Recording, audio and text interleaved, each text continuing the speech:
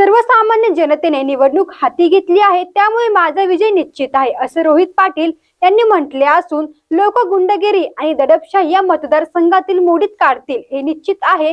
विरारमध्ये घडलेल्या प्रकारावर देखील रोहित पाटील यांनी प्रतिक्रिया दिली असून विरारमधील प्रकाराची चौकशी करावी अशी मागणी देखील रोहित पाटील यांनी केली आहे. रोहित पाटील यांनी त्यांच्या मूळ गावे अंजनी या ठिकाणी आपल्या मतदानाचा हक्क बजावला असून यावेळी त्यांच्या सोबत त्यांच्या मातोश्री आमदार सुमन पाटील देखील उपस्थित होत्या.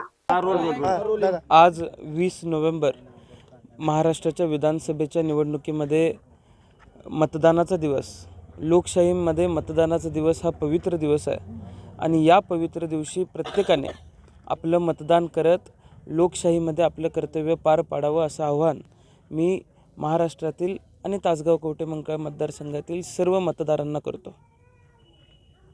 आपल्या या मतदारसंघामध्ये पाहिलं की लोकसभेचे उमेदवार आणि माजी खासदार संजय काका आपल्या तुल्यबळ लढत आहेत. 2 दिवसापूर्वी तो वादसुद्धा झालेला होता. नेमकं काय वाटतंय, दहशत आहे का काय? असं दहशत नाही आहे, कुठल्याही पद्धतीची गुंडगिरी नाही आहे. गुंडगिरी मोडून काढण्याचं काम या मतदारसंघातल्या सर्वसामान्य लोकांनी केलेलं आहे. किंबहुना आत्ता जे लोक बाहेर पडलेले आहेत, लोक उत्स्फूर्तपणे मतदानासाठी बाहेर पडलेले आहेत, ते गुंडगिरीच्या विरोधात पडलेले आहेत, दडपशाहीच्या विरोधात पडलेले आहेत आणि या विधानसभेच्या निकालाच्या माध्यमातून सर्वसामान्य माणसं यांना उत्तर दिल्याशिवाय राहणार नाहीत. राज्यातील परिस्थिती काय वाटते आपल्याला? राज्यामध्ये महाविकास आघाडीसाठी अत्यंत पोषक असं वातावरण आहे.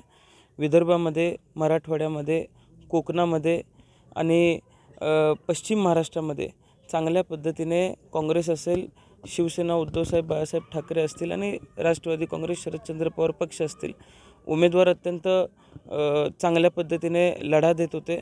सगळेच ताकदीचे उमेदवार होते आणि पक्षासाठी आणि पक्षाच्या धोरणांसाठी सुद्धा वातावरण पोषक आहे. बिहारमध्ये काल भाजपचे एक मोठे नेते प्रकार झाला, विनोद तावडे, काय वाटते त्याचा परिणाम महाराष्ट्रावर? आता ज्या वेळेस एखाद्या हॉटेलमध्ये यादीसह सगळ्या गोष्टी पकडल्या गेलेल्या आहेत, त्यावेळेस कुठेतरी इलेक्शन कमिशननं असेल किंवा पोलिसांनी असेल निपक्षपातीपणे, मग कोण कितीही मोठं असलं तरी चौकशी करावी. कारण निपक्षपाती चौकशी केली की सत्य समोर येतं आणि मला विश्वास आहे की इलेक्शन कमिशन निपक्षपाती चौकशी करेल. एकंदरीत वातावरण पाहता विजय आपलाच होईल असं वाटतं का? सर्वसामान्य लोकांनी ही निवडणूक हातामध्ये घेतलेली आहे.